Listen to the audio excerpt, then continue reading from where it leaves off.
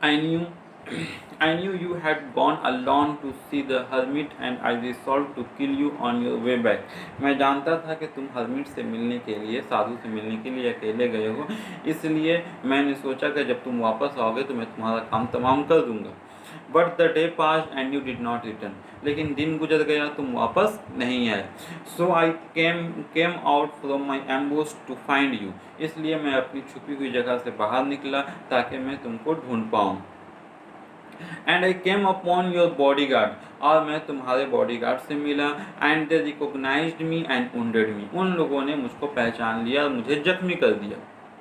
I escaped from them, but should have bled to death and I escaped from them, but should have bled to death had you not dressed my wound. मैं उनके पास से भागा और लेकिन मैं मर जाता. मेरा खून बहता, इतना खून बहता कि मैं मर जाता. लेकिन अगर तुम मेरे जख्मों को ड्रेसिंग नहीं किए होते तो मैं मर जाता. खून बहने की वजह कर मैं मर जाता. I wish to kill you. मैंने तुमको मारना चाहा. And you have saved my life. और तुमने मेरी जान बचाई. किसने कहा ये सब बातें? ये सब बातें वो दाढ़ी वाला आदमी कहता है. नाउ इफ आई लिव, लेकिन अगर मैं जिंदा रहता हूँ, and if you wish it, और अगर तुम्हारी ख्वाहिश होती है तब, I will serve you as your most faithful slave and will bid my sons to do the same. ठीक है, मैं तुम्हारा सबसे वफादार गुलाम बनकर रहूँगा और अपने बेटों से भी ऐसा ही करने के लिए कहूँगा. फॉरगिव मी, मुझको माफ़ कर दो. The tsar was very glad to have made peace with his enemy so easily. Tsar बहुत खुश था कि वो अपने दुश्मन से बहुत आसानी के साथ पीस, अमन कायम कर लिया. अपने दुश्मन के साथ आसानी के साथ अमन कायम कर लिया. उसे जंग करने का ज़रूरत नहीं पड़ा. And to have gained him for a friend, और उसने अपना दोस्त बना लिया. And he not only forgive him, tsar ने उसे माफ़ ही नहीं किया, but said he would send his servants and his own physicians to attend him and promised to restore his property. उसने कहा कि मैं जो है अपने डॉक्टर को और अपने गुलाम को तुम्हारे पास भेजूंगा और मैं तुम्हारी खिदमत के लिए, और मैं तुमसे वादा करता हूँ कि मैं तुम्हारी जायदाद को वापस कर दूंगा. Having taken leave of the wounded man, the Jarl went out into the porch and looked around for the hermit.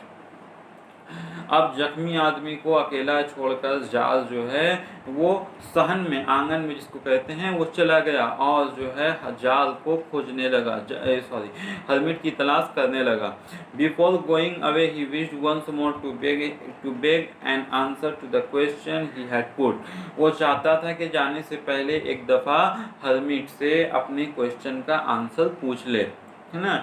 The hermit was outside, hermit बाहर था. On his knees sowing seeds in the beds that had been dug the day before. Hermit अपने घुटनों के बल में बैठा हुआ जिस जगह पर वो कल गड्ढा खोद रहा था वहाँ पर वो बीज बो रहा था. The tsar approached him, tsar उसके पास पहुंचा. एंड सेड, और कहा, for the last time I pray you to answer my question wise man. आखिरी दफ़ा अक्लमंद आदमी, मैं आपसे कहता हूँ कि आप मेरे सवालों का जवाब दे दीजिए. I pray you to answer my question, मैं आपसे कहता हूँ, गुजारिश करता हूँ कि मुझे आप क्वेश्चन का आंसर दे दीजिए. You have already been answer, said the hermit, still crouching on his thin leg and looking up at the jar who stood before him. Hermit जो अपने पैरों, पतले पैरों, थिन लेग्स लिखा हुआ है, पतले पैरों, है ना, कमज़ोर पैरों के बल बैठे हुए था वो.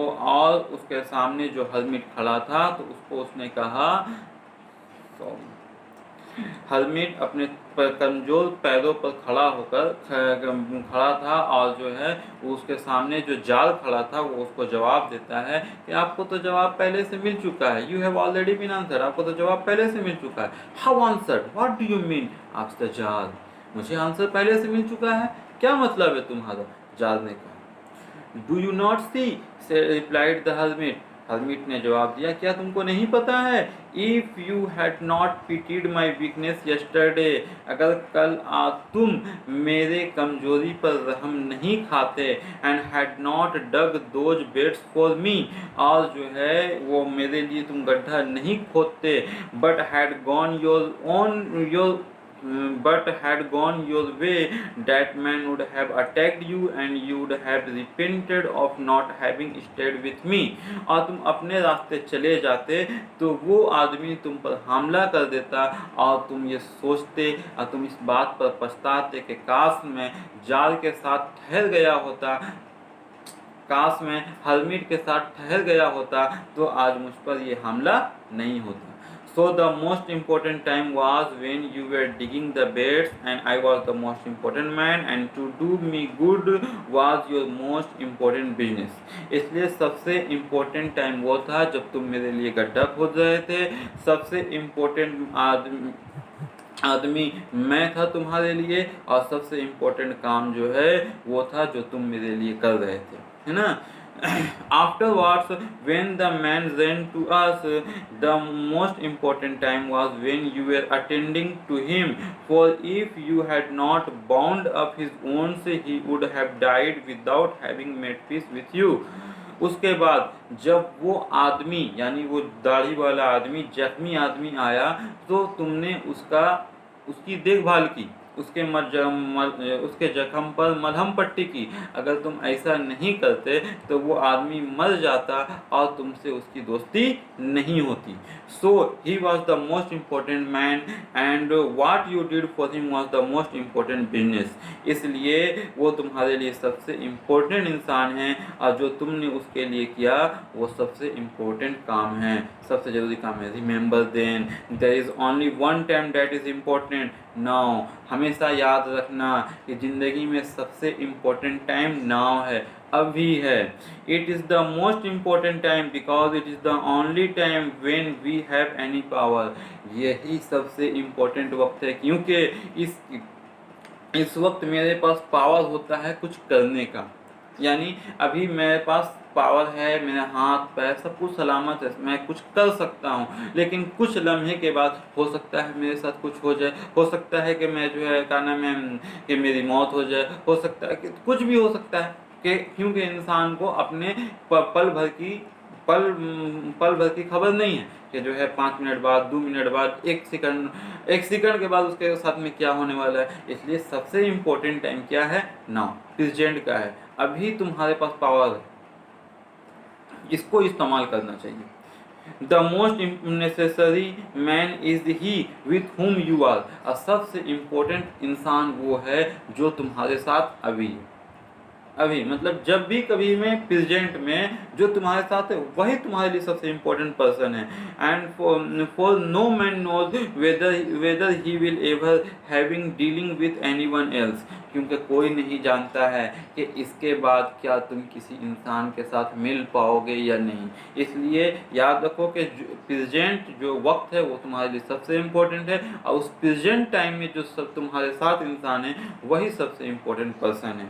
And the most important affair is to do him good. और सबसे इम्पोर्टेंट काम यह है कि तुम्हारे साथ जो शख्स है उसके लिए तुम कुछ अच्छा कर जाओ। Because for that purpose alone was man sent into this life. क्योंकि इंसान को इस दुनिया में सिर्फ इसीलिए भेजा गया है, इसी मकसद की भेजा गया है। किस मकसद के लिए? कि एक इंसान दूसरे इंसान की मदद करे। तो इस पूरी स्टोरी में जो है राइटर को जार के दिमाग में 3 क्वेश्चन आया। सबसे इम्पोर्टेंट टाइम, सबसे इम्पोर्टेंट काम और सबसे इम्पोर्टेंट पर्सन। तो सबसे इम्पोर्टेंट टाइम क्या है? प्रेजेंट है, अभी का वक्त है। और सबसे इम्पोर्टेंट पर्सन कौन है? कि वो शख्स जो तुम्हारे साथ अभी मौजूद है। और सबसे इम्पोर्टेंट काम क्या है? कि जो शख्स तुम्हारे साथ अभी मौजूद है उसके लिए तुम कुछ अच्छा कर जाओ, वही तुम्हारे लिए सबसे इम्पोर्टेंट काम है। और इस दुनिया में अल्लाह ताला ने इंसान को इसीलिए भेजा है कि एक इंसान दूसरे इंसान की मदद कर सके, एक इंसान दूसरे इंसान के काम आ सके। ये जो स्टोरी था वो जो है लियो टॉल्स्टॉय की एक बुक है, स्टोरी है, उसका नाम है अन्ना कैरेनिना। अन्ना कैरेनिना की जो है वो पब्लिश जो हुआ था वो 1877 में हुआ था। तो अन्ना कैरेनिना से जो है कुछ हिस्सा निकाल करके आपको 3 क्वेश्चन के नाम से पढ़ने के लिए दिया गया था। चलिए, थैंक यू।